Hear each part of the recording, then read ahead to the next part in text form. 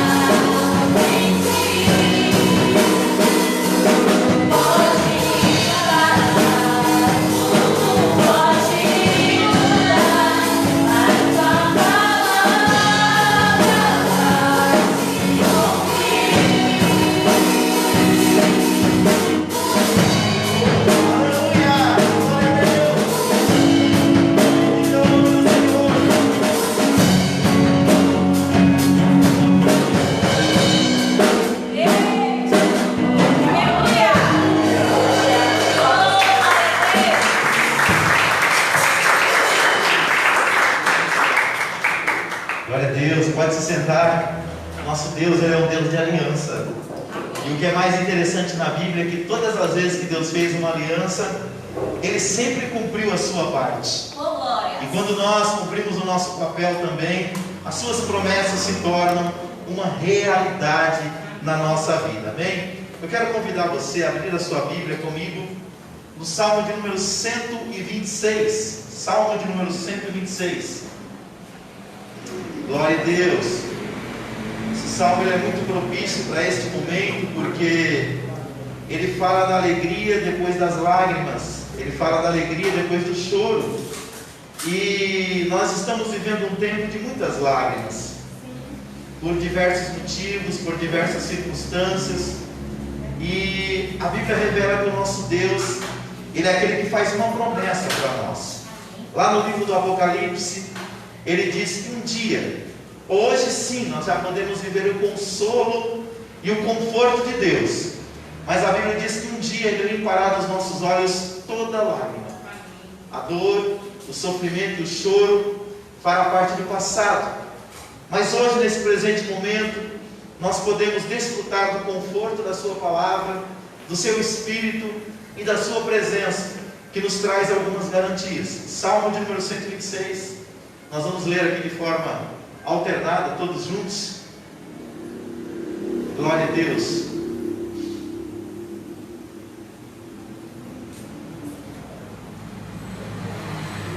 São apenas 6 versículos.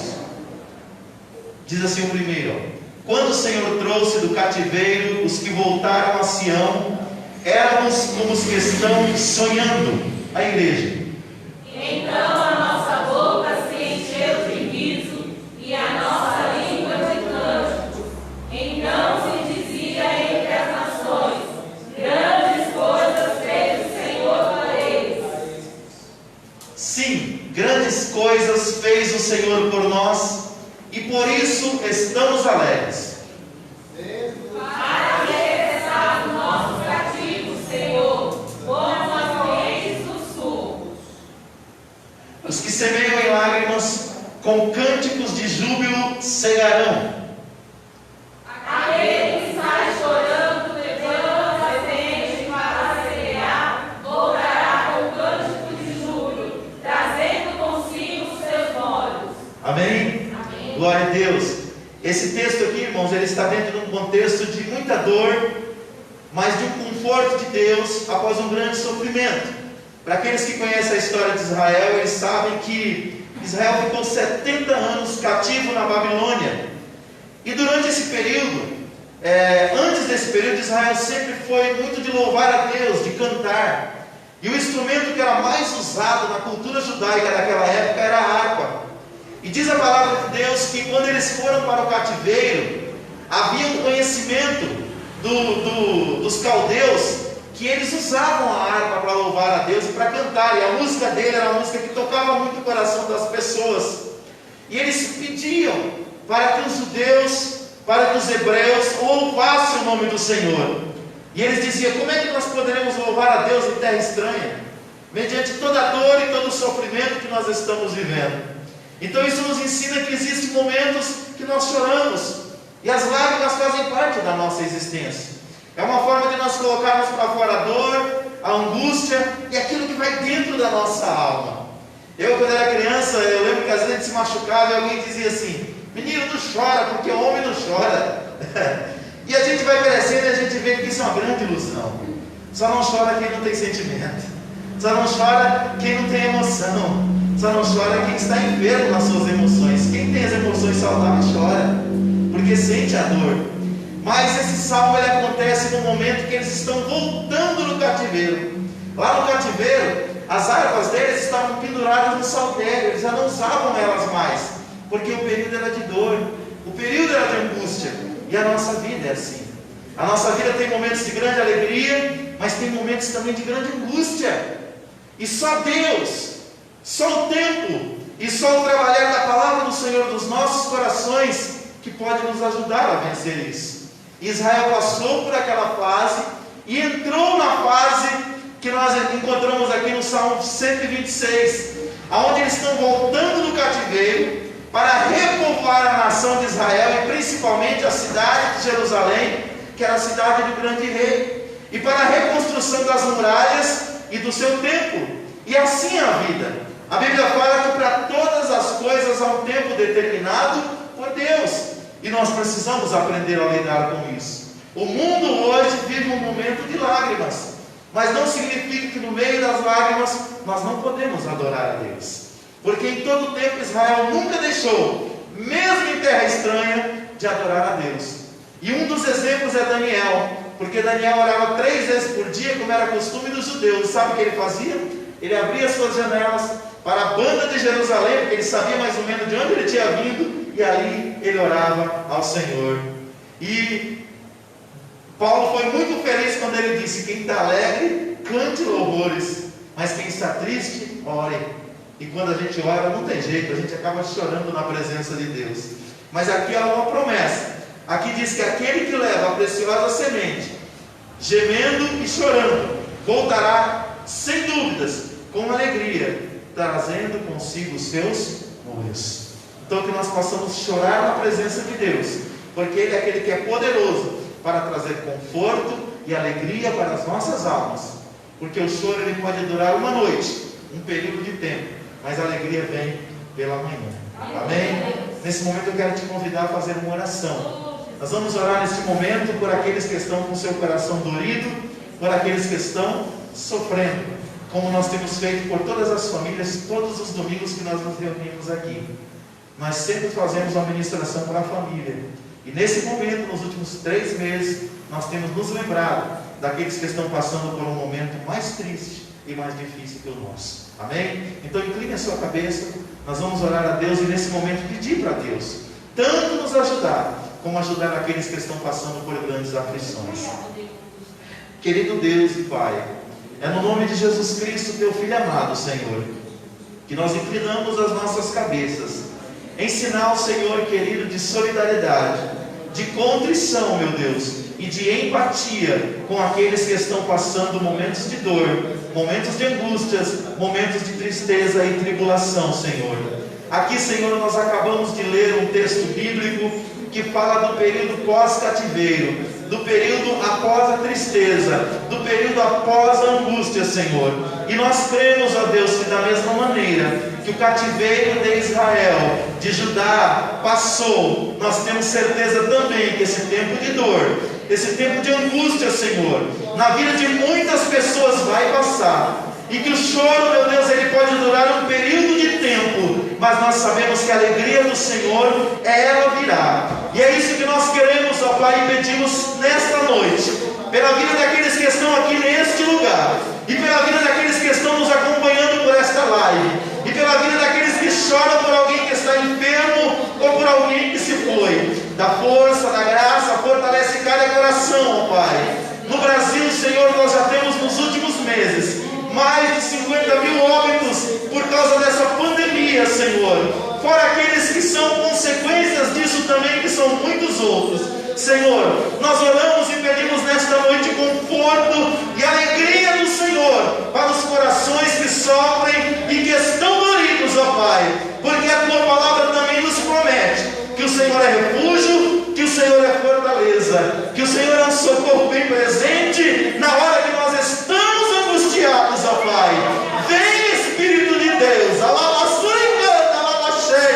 sobre a vida de cada família, de cada lar e de cada vida, Senhor, que está enfrentando um momento de dor, de angústia, Pai, na sua alma, porque o Teu Espírito é o bálsamo, Ele é o outro consolador, Ele é aquele que veio para nos ajudar nas nossas dificuldades, Pai, e Ele intercede por nós,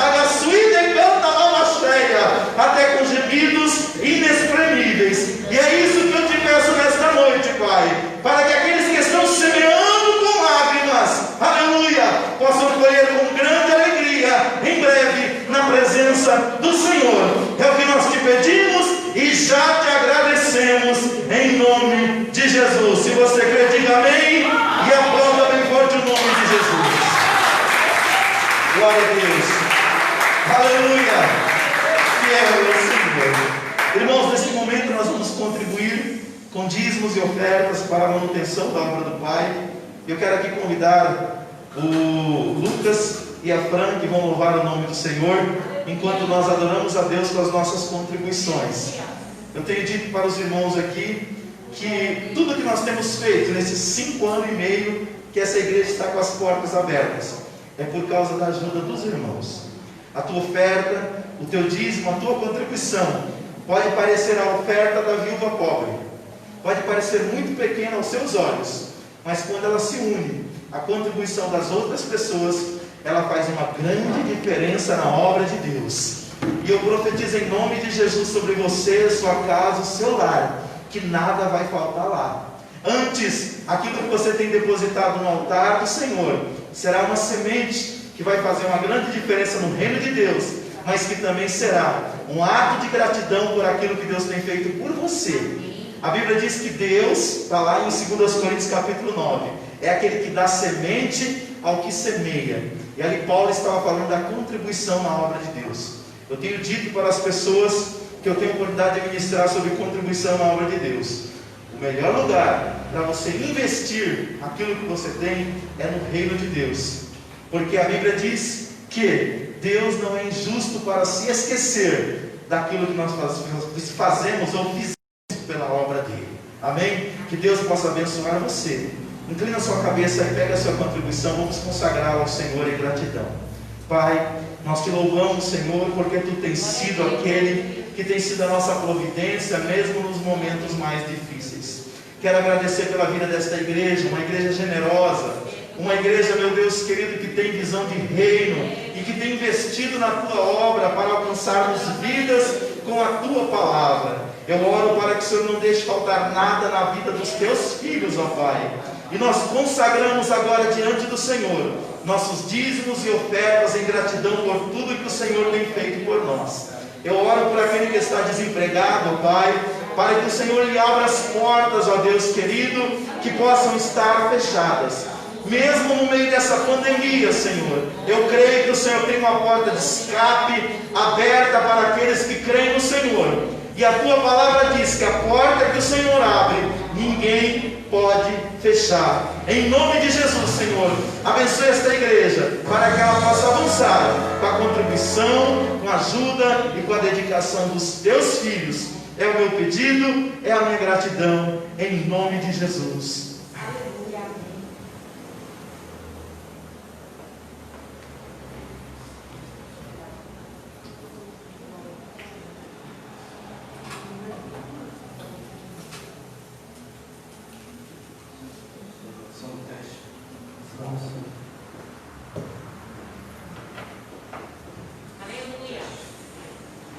Todos os irmãos capaceiros.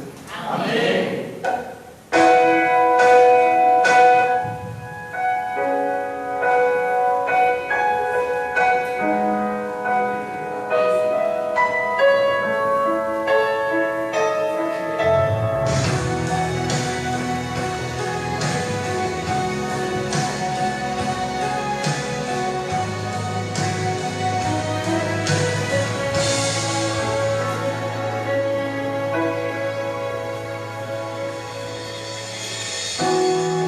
Autor anunciou a vida.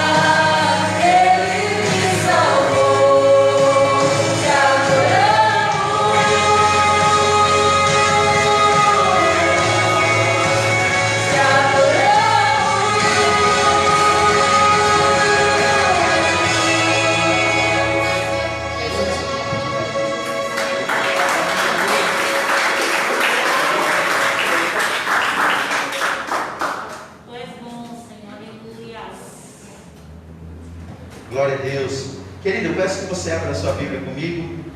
No primeiro livro de Samuel, nós vamos ler no capítulo 3, do versículo de número 1 até o versículo de número 10. Eu quero aqui agradecer a presença do meu primo Silvino, sua esposa Ide. Que Deus abençoe a vida de vocês. E o nosso irmão Miguel, que nos honra com a sua presença nesta noite. E eu estou vendo ali também um varão valoroso ali do lado do irmão Isaías. Amém? Como é que é o nome do irmão? Não entendi. Damião. Amém. Vamos saudar o Senhor bem-vindo? Sejam bem-vindos em nome de Jesus. Você pode aplaudir o nome do Senhor pelos nossos instantes? Glória a Deus. Queridos, eu vou quebrar o protocolo hoje aqui. Eu vou tirar essa máscara aqui que está machucando muito minha orelha. Eu vou conseguir pregar aquela mão. Daqui a pouco eu coloco de volta. Só hoje, tá? Em casa tem umas máscaras pretas e elas foram feitas sob medida. Eu acho que eu peguei a máscara errada. A orelha aqui é muito grande. Primeiro livro de Samuel, capítulo 3, do versículo 1 até o 10.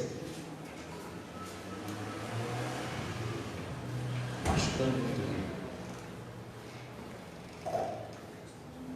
Eu quero falar hoje sobre o seguinte tema: o chamado de Deus para o ser humano. Nós vamos ver que é muito importante nós entendermos e atendermos o chamado de Deus nas nossas vidas. Primeiro livro de Samuel, capítulo de número 1, do versículo 1 até o versículo de número 10, que nos diz assim, ou melhor, capítulo 3, versículo 1 até o 10, isso. E o jovem Samuel servia ao Senhor perante Eli, e a palavra do Senhor era de muita valia naqueles dias, não havia manifesta. E sucedeu naquele dia que, estando Eli deitado no seu lugar, e os seus olhos começavam a escurecer, pois não podia ver, e estando também Samuel já deitado, antes que a lâmpada de Deus se apagasse, no templo do Senhor, onde estava a arca de Deus, o Senhor chamou a Samuel e disse ele: eis-me aqui. E correu a Eli e disse: eis-me aqui, por que tu me chamaste? Mas ele disse: não te chamei eu, torna. E foi e se deitou. E o Senhor tornou a chamar outra vez a Samuel, e Samuel se levantou e foi a Eli e disse: eis-me aqui, porque tu me chamaste. Mas ele disse: não te chamei eu, filho meu, torna a deitar-te. Porém Samuel ainda não conhecia ao Senhor, e ainda não lhe tinha sido manifestada a palavra do Senhor. O Senhor, pois, tornou a chamar Samuel terceira vez, e ele se levantou e foi a Eli e disse: eis-me aqui, porque tu me chamaste. Então entendeu Eli que o Senhor chamava o jovem. Por isso ele disse a Samuel: vai deitar-te, e há de ser que, se te chamarem, dirás: fala, Senhor, porque o teu servo ouve. Então Samuel foi e deitou-se no seu lugar. Versículo 10. Então veio o Senhor e pôs-se ali e chamou como das outras vezes: Samuel, Samuel. E disse Samuel: fala, porque o teu servo ouve. Vamos orar? Pai, nós te agradecemos pela tua palavra, e ela é para nós, meu Deus, o alimento espiritual que mata a nossa fome. E o próprio Jesus disse que nem só de pão viveria o homem, mas de toda a palavra que sai da boca do Senhor. Fala conosco nesta noite, Senhor, porque nós queremos ouvir a tua voz, queremos ser edificados, exortados e consolados por ela. Muito obrigado, Senhor, por este banquete espiritual que o Senhor nos concede, que é a tua palavra. Fala nesta noite, Senhor, porque os teus servos querem e precisam ouvir a tua voz. É o que eu te peço e te agradeço, em nome de Jesus. Amém. Você pode colocar sua Bíblia no banco aí, na cadeira, e dar uma salva de palmas bem gostosa para o Senhor. Ele é digno de toda a honra e de toda a glória. Glória a Deus. Queridos, na Bíblia nós vamos encontrar muitas pessoas que eles foram chamados por Deus. E todas as vezes que Deus os chamou, Deus tinha um propósito específico para as suas vidas e lhes confiou uma obra ou um ministério.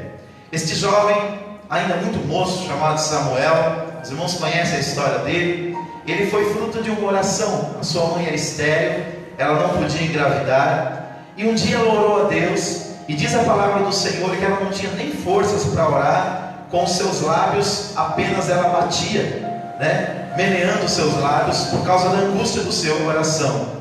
E diz a palavra de Deus que quando o sacerdote Eli a viu nessa situação, achou até que ela estava embriagada. E diz a palavra de Deus que ele se aproxima dela e a repreende, dizendo que ela deveria se apartar do vinho. E ele disse: meu Senhor, a tua serva não é uma mulher bêbada e nem filha de Belial. Eu sou uma mulher de coração amargurado, e por causa da amargura do meu coração eu não consigo nem falar, mas eu apenas mexo os meus lábios diante de Deus. E diz a palavra do Senhor que o sacerdote, entendendo isso, então a abençoou. E diz a palavra de Deus que ele disse que seja feito conforme a tua oração. E da maneira que ela pediu a Deus, que era poder engravidar, poder dar à luz a um filho, assim aconteceu. E ela tinha feito um voto com Deus, que quando aquela criança nascesse, ela daria ela para o Senhor, e aquela criança serviria a Deus assim que fosse desmamada, todos os dias da sua vida, lá no tabernáculo, na terra de Siló. E diz a palavra de Deus que assim aconteceu. Aquela mulher voltou para sua casa, ela se deitou com seu esposo, e ela deu à luz dali alguns meses, porque ela engravidou. E cumpridos os dias que ela tinha prometido a Deus, quando a criança desmamou, ela levou ela ao templo e entregou para Eli, para que se cumprisse aquilo que ela tinha prometido diante de Deus. Diz a palavra de Deus que esse jovem então começou a crescer diante de Deus e diante dos homens, e Deus o abençoou grandemente. Num determinado dia, Deus começou a trabalhar um chamado específico na vida deste jovem. E como o texto que nós lemos aqui no capítulo 3 do primeiro livro de Samuel, ele estava deitado na sua cama de noite. O seu líder espiritual, que era o sacerdote Eli, já estava dormindo, e por 3 vezes Deus o chamou.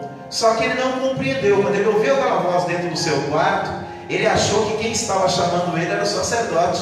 E ele foi até o quarto ao lado, e ali ele se apresentou por 3 vezes. Então o sacerdote Eli, na terceira vez, após dizer que não tinha o chamado, notou e percebeu que era Deus que estava chamando aquele jovem para uma obra.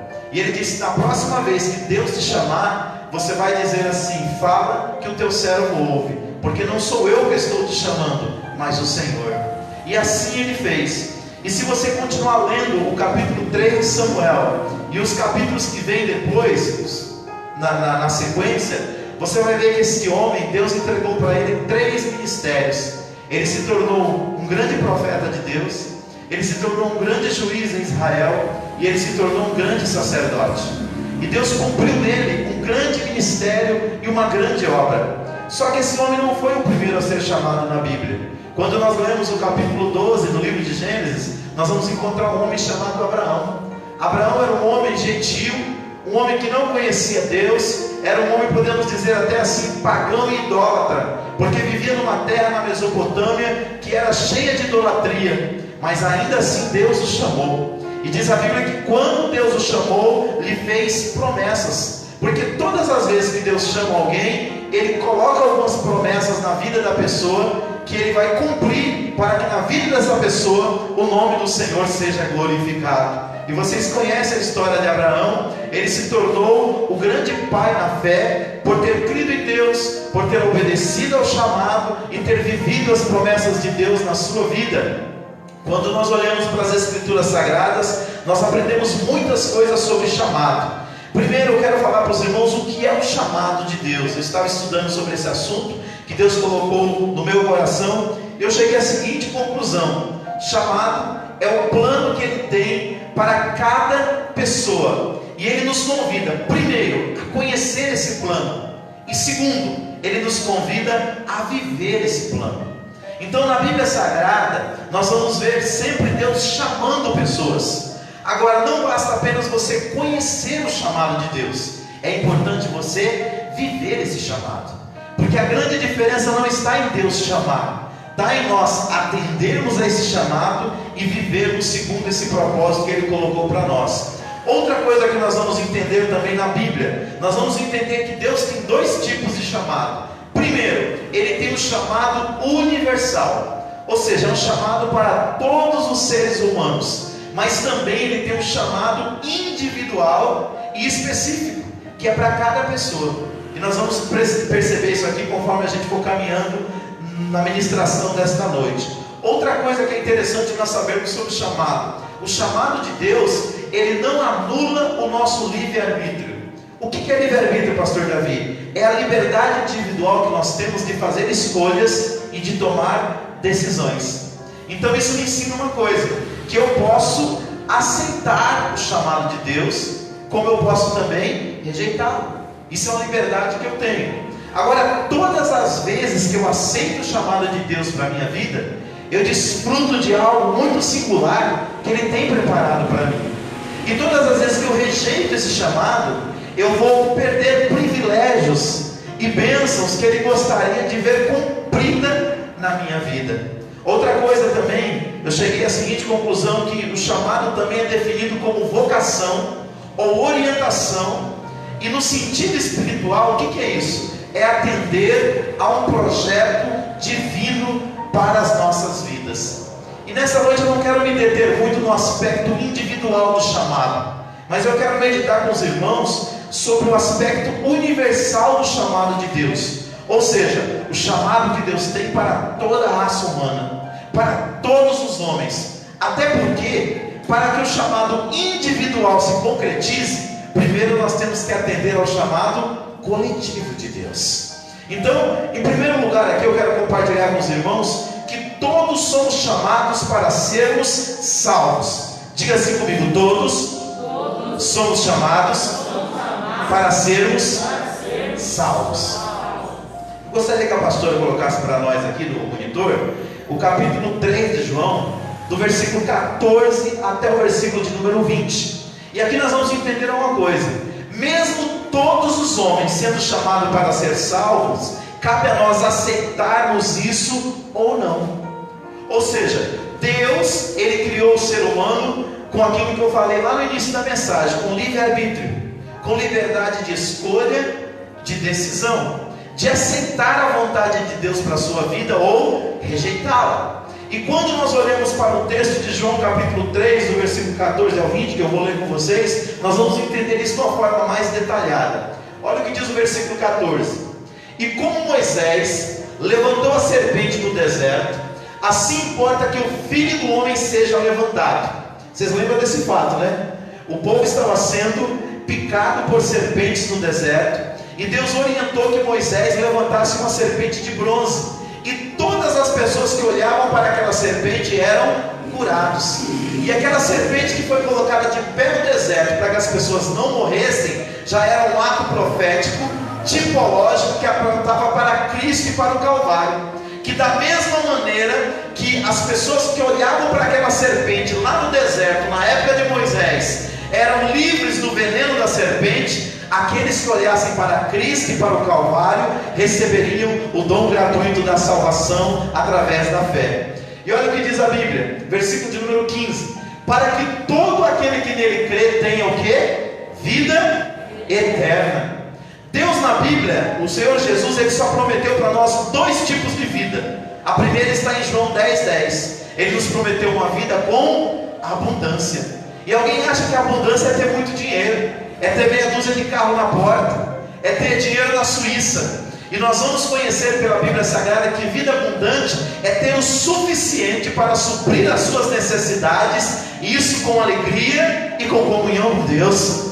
Porque você pode ter muitos bens materiais, isso não é pecado, mas você não ter a presença de Deus. E você pode ter a presença de Deus e nem ter tantos bens materiais, mas viver uma vida abundante, cheio da graça, cheio da presença, cheio do nosso Deus Todo-Poderoso. Então, a segunda vida que Deus promete é a vida eterna. E o que é vida eterna? É ter direito a um dia depois que morrer e morar no céu. E a Bíblia faz essa promessa, e por essa vida eterna Jesus Cristo deu a sua vida na cruz do Calvário no nosso lugar. Versículo de número 16: Porque Deus amou o mundo, e entenda o mundo aqui como pessoas, de tal maneira que deu o seu Filho unigênito, para que todo aquele que nele crê não pereça, mas tenha o quê? Vida eterna. Versículo 17. Porque Deus enviou o seu Filho ao mundo, não para que julgasse o mundo, mas para que o mundo fosse salvo por Ele. Troque a palavra mundo aí por pessoas. Então Deus enviou o seu Filho aqui na terra, não para que julgasse as pessoas, mas para que salvasse essas pessoas. Esse é o projeto de Deus. Versículo de número 18. Quem nele crê não é julgado, mas quem não crê já está o quê? Julgado, porque não crê no nome do unigênito Filho de Deus. Versículo 19.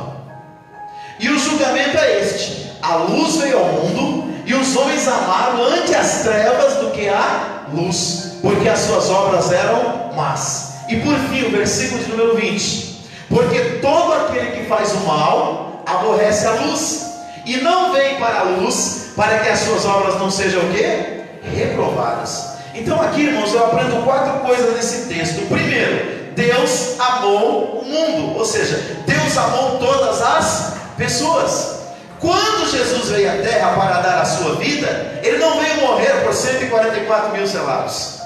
Ele não veio morrer por uma elite privilegiada. Ele veio morrer por cada ser humano, o qual Ele criou e Ele sempre amou. Essa é a primeira verdade do texto. Segundo, Deus enviou seu Filho não para condenar o mundo. Ou seja, Jesus não veio aqui para trazer condenação. Jesus veio aqui para trazer o quê? Salvação. Para trazer o quê? Vida eterna. Para trazer ao homem uma oportunidade de viver com Deus por toda a eternidade. Terceiro, o texto diz que quem nele crê, está lá no versículo 18 da parte A. O que é aquele que nele crê? É aquele que ouve o chamado de Deus e atende obedecendo ao Evangelho. Esse não será condenado. Esse é o aspecto positivo desta chamada. Então o primeiro chamado de Deus é para salvar o homem, é para transformar a vida dele, é para dar a ele o direito de vida eterna. Quando Deus chamou Samuel, quando Deus chamou Abraão, antes de chamá-los para uma obra, Deus os chamou para serem seus. Deus os chamou para si. Então antes de nós sermos chamados para fazer qualquer coisa para Deus aqui na terra, Deus quer que antes o nosso coração, a nossa vida, o nosso ser pertença totalmente a Ele, amém? Então Deus ama as pessoas. Deus enviou seu Filho não para condenar, mas para salvar. Todo aquele que crê, que é aquele que ouve o chamado e atende ao chamado, é salvo. Esse é o aspecto negativo. Agora tem um aspecto que a gente não gosta muito, mas tem que tratar dele. Quem não crê, está lá no texto bíblico, ou seja, não aceita o chamado de Deus para a sua vida, ele já está em estado de condenação. Esse é o aspecto negativo do chamado. Então quando Deus chama uma pessoa, é porque Ele ama. E se Ele ama, Ele quer dar a essa pessoa o direito de vida eterna. Coloca para mim aí, por favor, 1 Timóteo, capítulo 2, versículos 3, 4, 5 e 6. E aqui nós vamos ver qual que é o desejo de Deus com esse chamado para a humanidade, para a raça humana. A própria Bíblia diz, irmãos, que Deus não faz acepção de pessoas. Para Deus não existe melhor ou pior. Para Deus são todos filhos amados dele, porque foram criados por Ele. Agora todo ser humano precisa também ser o quê? Resgatado. Então o primeiro chamado de Deus, e esse nós não podemos nos calar acerca dele, é que Deus quer salvar a humanidade. Amém? 1 Timóteo capítulo 2, versículos 3, 4, 5 e 6. A partir do 3. Diz assim, ó: pois isto é bom e agradável diante de Deus nosso Salvador, o qual deseja que todos os homens sejam salvos e cheguem ao pleno conhecimento da verdade. Versículo 5: porque há um só Deus e um só mediador entre Deus e os homens, Cristo Jesus, homem. E o versículo 6: o qual se deu a si mesmo em resgate por todos. para servir de testemunho ao seu tempo. Então essa é a vontade de Deus, irmãos. Tem um outro texto bíblico que diz que Deus não tem prazer na morte do ímpio, antes quer que este se arrependa e viva. Então, a primeira coisa que nós temos que entender, o grande chamado de Deus, antes de mais nada, é para a salvação. É para nos tirar de um estado de condenação, para nos colocar num estado de vida, e vida abundante, e de vida eterna. Posso ouvir um amém aí? Amém. Em segundo lugar, todos somos chamados para sermos curados por Deus. Mas curados em que sentido? No sentido espiritual. Vamos ler isso na Bíblia? Livro do profeta Isaías, capítulo 53. Nós vamos ler o versículo 4, 5, 6 e 7. E depois do 10 ao 12. A pastora vai colocar ali para nós acompanharmos. Isaías capítulo 53, do versículo 4 ao 7. E aqui eu já quero fazer uma ressalva. Irmãos, na Bíblia Sagrada existem vários momentos em que Deus curou pessoas. Deus curou cegos, Deus purificou leprosos, Deus fez paralíticos andar, Deus chegou ao ponto de ressuscitar pessoas, como fez com Lázaro, como fez com aquela menina, de tirar aquela pessoa do estado de morte para dar a ela um estado de vida. Mas todas as pessoas voltaram a morrer. O que eu quero enfatizar com isso? Deus tem poder para curar, amém? E nós devemos pregar e ensinar que o Deus da Bíblia Ele cura, amém? Agora, e se Ele não curar? Ele deixa de ser Deus? Ele deixa de cumprir o seu propósito? Ele deixa de ser soberano? Não. Então nós temos que esperar o melhor, que é a possibilidade da cura, mas nós temos que considerar o pior. Porque ainda que nós sejamos curados, um dia, se a gente não morrer de uma fatalidade aí, alguma enfermidade na nossa velhice, e papai já dizia, quem não morrer de novo de velho não escapa, nós vamos morrer. Então quando a Bíblia fala no capítulo 53, no versículo 4 a 7 de Isaías, sobre enfermidade, ele está tratando da enfermidade espiritual, que é a pior enfermidade que o ser humano pode ter. Você pode estar enfermo fisicamente, estar bem espiritualmente. Você pode estar enfermo emocionalmente, espiritualmente estar bem. Agora, se nós estivermos enfermos espiritualmente, nós estamos com um grande problema. Mas tem uma questão. Pessoas chegaram até Jesus durante a Bíblia, durante a vida, e nós vamos ver isso. Nem todos foram curados fisicamente, nem todos foram curados emocionalmente. Agora, todas as pessoas que chegaram até Deus enfermas espiritualmente, Deus os curou pelo seu poder. Então, em primeiro lugar, nós fomos chamados para sermos salvos. Em segundo momento, Deus nos chamou para nos curar espiritualmente, não só no momento da salvação, mas no dia a dia, na caminhada com Deus. Porque o que é a enfermidade no sentido espiritual? São as nossas transgressões, são os nossos pecados, que fazem separação entre nós e o nosso Deus. E qual que é o desejo de Deus? É curar essas nossas feridas espirituais. Vamos ler na Bíblia? Isaías capítulo 53, versículos 4, 5, 6 e 7. Depois 10, 11 e 12. Diz assim, verdadeiramente Ele tomou sobre si as nossas enfermidades e carregou as nossas dores, e nós o reputávamos por aflito, ferido de Deus e oprimido. Mas Ele foi ferido por causa das nossas transgressões e esmagado por causa das nossas iniquidades. O castigo que nos traz a paz estava sobre Ele, e pelas suas pisaduras nós fomos o quê? Sarados. Todos nós andávamos desgarrados como ovelhas, cada um se desviava pelo seu caminho, mas o Senhor fez cair sobre ele a iniquidade de todos nós. Versículo 7. Ele foi oprimido e afligido, mas não abriu a boca. Como um cordeiro que é levado ao matadouro, e como a ovelha que é muda perante os seus tosqueadores, assim ele não abriu a boca. Versículo de número 8. Até o 7, agora versículo 10, 11 e 12. Diz assim, todavia foi a vontade do Senhor esmagá-lo, fazendo enfermar.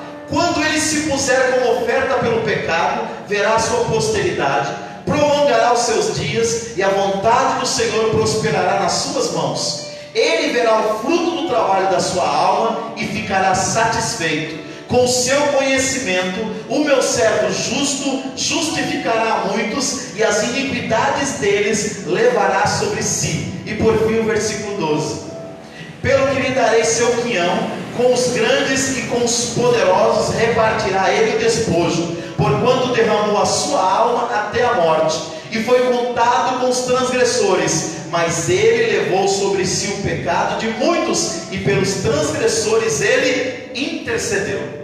Se você ler esse texto bíblico aqui junto comigo, você vai ver que foi citado muitas coisas, todas elas ligadas à nossa vida espiritual. O contexto aqui fala de cura espiritual. Por quê? O texto fala de transgressão, o texto fala de iniquidade, o texto fala de castigo pelos nossos pecados, o texto fala de nós nos desviarmos da vontade de Deus, mas o texto também fala de expiação e de justificação e de intercessão por parte de Jesus com o seu sacrifício. Então o que isso nos ensina? Isso nos ensina, irmãos, que o texto de 53 de Isaías pode ser aplicado à cura física.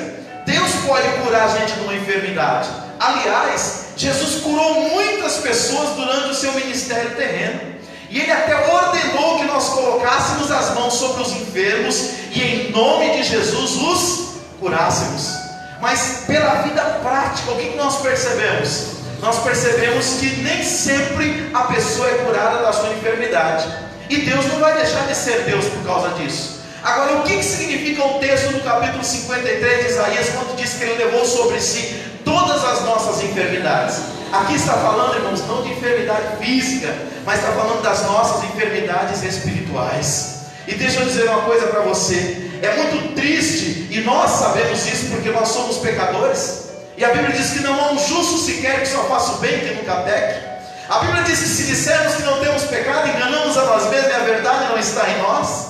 Uma coisa mais triste na nossa vida é quando a nossa comunhão com Deus é rompida, quando nós percebemos que a enfermidade chamada iniquidade quer tomar conta do nosso coração. Mas o mesmo Deus que nos chama para nos salvar é aquele que chama também para nos curar de toda enfermidade espiritual que possa estar agredindo a nossa comunhão com Deus. E nesta noite, em nome de Jesus, se existe algum embaraço na tua ou na minha vida, se existe algum pecado que quer nos destruir, a palavra de Deus é que o Senhor está nesta noite aqui para nos curar, para renovar a nossa comunhão com Ele, para que a gente possa ser cheio do seu Espírito e manifestar o seu poder e a sua glória. Em Romanos capítulo 3, versículo 23 está escrito que todos pecaram e destituídos foram da glória de Deus. E seria muito triste se a Bíblia trouxesse só esse texto falando sobre a iniquidade. Mas no capítulo 6, no versículo 23 de Romanos, está escrito que o salário do pecado é a morte, mas o dom gratuito é a vida eterna em Cristo Jesus. Aleluia! Em Isaías capítulo 1, versículo 17, 18 e 19, Deus chega para Israel e diz: ainda que os vossos pecados sejam mais escuros do que a escarlata, eu posso torná-los mais alvo do que a branca lã e mais puro do que a neve. Porque quando nós chegamos diante de Deus e reconhecemos as nossas iniquidades, a Bíblia diz que nós temos um advogado para com o Pai, o qual nos perdoa e restaura a nossa comunhão com Ele. Talvez você nesta noite tenha alguma coisa que está te incomodando, está tentando te separar de Deus, mas eu declaro em nome de Jesus que Deus te chamou não só para ser salvo, mas Deus te chamou para te curar de tudo aquilo que tenta quebrar o seu relacionamento com Deus. Eu quero concluir a nossa reflexão nesta noite falando sobre o terceiro aspecto do nosso chamado. Primeiro, fomos chamados para ser salvos. Segundo, fomos chamados para diariamente estar sendo curados por Deus, porque a gente tem essa necessidade. A Bíblia fala que nós já estamos limpos pela palavra do Senhor. E a Bíblia, o Senhor Jesus, no capítulo 17 de João, quando Ele orou ao Pai, no capítulo 17, no versículo 17, Ele diz assim: Pai, santifica-os na verdade, a Tua palavra é a verdade. Cada vez que a gente ouve, ela entra no nosso coração, ela nos limpa, ela nos purifica e ela nos leva para mais perto do Senhor. Então, primeiro, fomos chamados para ser salvos. Segundo, fomos chamados para ser curados, espiritualmente primeiramente, fisicamente e emocionalmente também, porque Jesus cura também enfermidade física e enfermidade emocional, amém? Nós não podemos ser negacionistas, porque a própria Bíblia demonstra isso de várias formas, mas nós sabemos que Ele é soberano, e se Ele não curar, não significa que a nossa fé é pequena, e nem significa que Ele não nos ama, significa simplesmente que não está dentro muitas das vezes do seu propósito. A Bíblia fala de homens de Deus que tiveram enfermidades. Olha para a vida de Moisés. Moisés foi um grande homem de Deus, tremendamente usado nas mãos do Senhor, mas tinha um problema nas vistas. Nós olhamos para o próprio Paulo. Deus usou Paulo poderosamente, mas ele tinha um espinho na sua carne, e ele tinha um filho na fé que era Timóteo, que tinha um problema no estômago. Então o que nós precisamos entender? Precisamos sempre que estiver diante de alguém enfermo, nós devemos orar para que a pessoa seja curada. Mas se acontecer dela não ser curada, que a gente não venha condená-la dizendo que ela não tem fé, como alguns dizem por aí, e muito menos desprezá-la por aquilo que ela está vivendo, e nem culpar a Deus por aquela circunstância. Terceiro lugar, todos nós fomos chamados para compartilhar aquilo que nós temos recebido de Deus. Deus não faz acepção de pessoas. Então Ele não chamou apenas uma elite religiosa de líderes para proclamar a verdade bíblica. Ele chamou cada um de vocês, ou cada um de nós, para compartilhar as grandezas do seu reino. Marcos capítulo 16, versículo de número 14, diz assim a palavra do Senhor: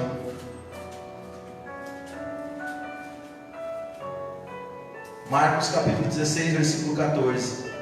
Finalmente apareceu aos 11, e estando eles assentados, está falando de logo após a ressurreição de Jesus, estando eles assentados à mesa, lançou-lhes em rosto a sua incredulidade e dureza de coração, por não haverem crido nos que tinham visto já ressuscitado. E disse-lhes: ide por todo o mundo e pregai o evangelho a toda criatura. Quem crer e for batizado será salvo, mas quem não crer será condenado. Evangelho do Senhor Jesus segundo escreveu Mateus capítulo 28, versículo 18, 19 e 20, diz assim: e chegando-se Jesus falou-lhes dizendo: é-me dado todo o poder no céu e na terra. Também um texto depois da sua ressurreição. Portanto, ide, fazei discípulos de todas as nações, batizando-os em nome do Pai, do Filho e do Espírito Santo, ensinando-os a guardar todas as coisas que eu vos tenho mandado. E eis que estou convosco todos os dias, até a consumação dos séculos. Amém. Desses dois textos, irmãos, nós podemos entender 5 coisas sobre o nosso chamado para compartilhar o que nós recebemos. Primeiro, nós temos de Deus um id.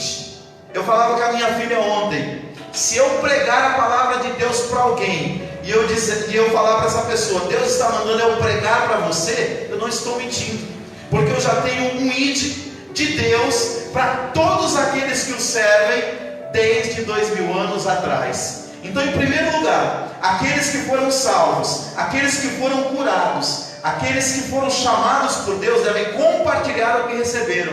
Primeiro, porque você tem um id. Segundo, nós devemos aqui, segundo o texto, pregar. Terceiro, nós devemos batizar em nome do Pai, do Filho e do Espírito Santo aqueles que receberam essa fé. Quarto lugar, nós devemos fazer discípulos, não para nós, mas discípulos para Jesus. Em quinto lugar, nós precisamos ensinar as pessoas acerca disso que nós estamos aprendendo. É o que está nos 2 textos que nós lemos. E essa missão não é só do pastor Davi, essa missão é sua. Ah, pastor, mas eu não tenho muita eloquência. Mas você tem filhos. Você pode desde pequeno já começar a ensinar as sagradas letras para os seus filhos. A Bíblia fala que Timóteo foi um grande homem de Deus. Mas sabe onde começou o discipulado de Timóteo? Na barra da saia de Lloyd e da sua avó e da sua mãe, Lloyd e Eunice. Os grandes homens de Deus, de repente não foram nem discipulados aqui na igreja, eles começaram o discipulado dentro do lar. Eu estava esses dias mexendo lá em alguns livros que eu tenho, e apareceu um livro lá de capa amarela chamado Meu Livro de Histórias Bíblicas. E quando eu abri aquele livro, a minha mente caminhou quase 40 anos para trás. Eu me vi na frente da dona Dalva, que hoje já tem 80 anos de idade, e ela lendo aquelas histórias bíblicas para mim. Naquela época eu lembro que eu nem gostava. Falava, lá vem minha mãe de novo com essas histórias.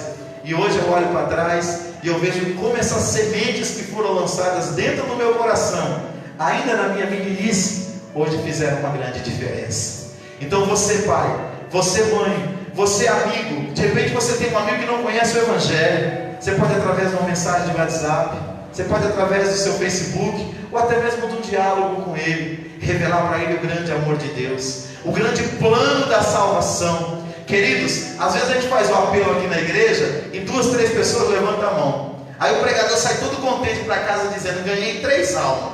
Que conversa, irmãos. Às vezes o pregador só fez o quê? A colheita. Porque aquelas 3 vidas vêm sendo discipulada, ensinada, regada a semente no coração dela, há muito tempo, por amigos, pela família, às vezes por um canal na internet, enfim.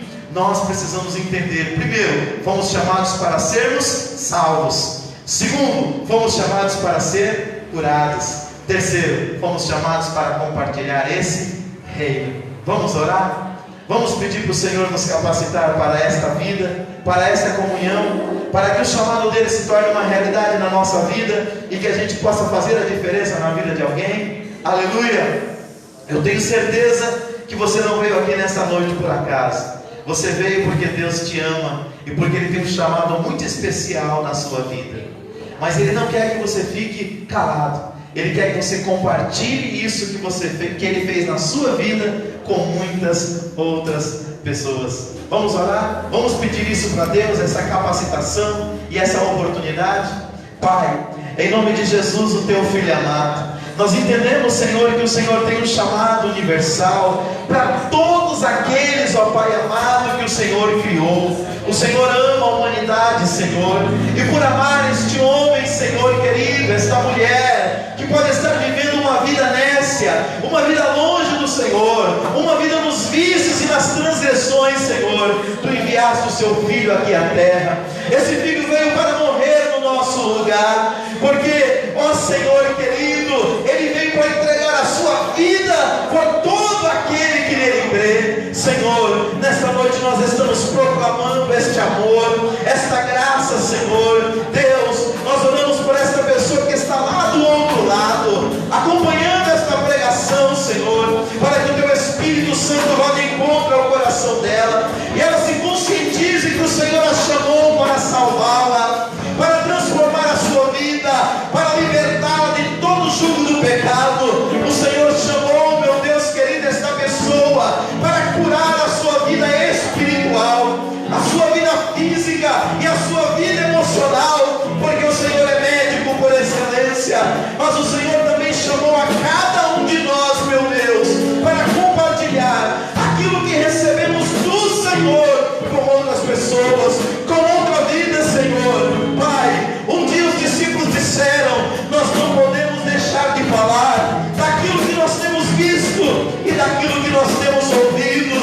Oh, a nossa liganda, lava cheia, receba a autoridade de Deus nesta noite, para você proclamar o reino de Deus, para a sua família, para os seus amigos, para os seus vizinhos, na casa do Senhor, para você discipular alguém, para você ser um canal de vida e de salvação do reino de Deus. Deixa Deus te usar, deixa Deus usar a sua vida, deixa Deus usar os teus lábios, deixa Deus usar as suas redes sociais, deixa Deus usar você e tudo aquilo que Ele colocou na sua mão. Aleluia! Bendito é teu nome, Senhor. Glória a Deus, vamos adorar o nome do Senhor, que a presença dEle enche a sua vida nesta noite. Receba um toque do Espírito Santo, que toda tristeza vai embora, e que a alegria do Senhor, que é a nossa força, possa encher o seu Espírito nesta noite. Louve a Deus com alegria. Glória a Deus. Você foi chamado por esse Deus bom. Você foi chamado para servi-lo. Você foi chamado para adorar. Você foi chamado